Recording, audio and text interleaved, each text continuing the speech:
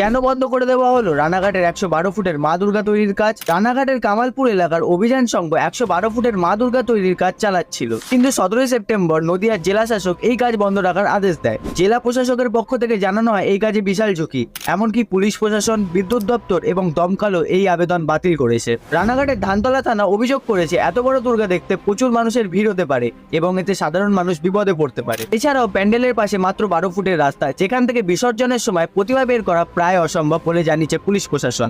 পাশাপাশি বিদ্যুৎ দপ্তর অভিযোগ তুলেছে পুজো কমিটি প্রতিদিন 3 কিলোওয়াট বিদ্যুতের জন্য আবেদন করেছে, কিন্তু প্যান্ডেলের আকার বৃহৎ হওয়ার কারণে প্রকৃতপক্ষে প্রতিদিন 20 থেকে 25 কিলোওয়াট বিদ্যুতের প্রয়োজন, যা সরবরাহ করা সম্ভব নয়। এই মামলার সিদ্ধান্ত নেওয়ার কথা ছিল হাইকোর্টে 24 সেপ্টেম্বর, কিন্তু সেটা 27 সেপ্টেম্বর গিয়ে পৌঁছায়, কিন্তু সেদিনও কোনো সিদ্ধান্তে পৌঁছায়নি বিচারপতি। তাই আগামীকাল 30 সেপ্টেম্বর এর রায় দেওয়া হবে বলে জানা যায়। এত বড় দুর্গা প্রতিমা করলে কি মানুষের অসুবিধা হবে? আপনার কি মনে হয়? কমেন্টে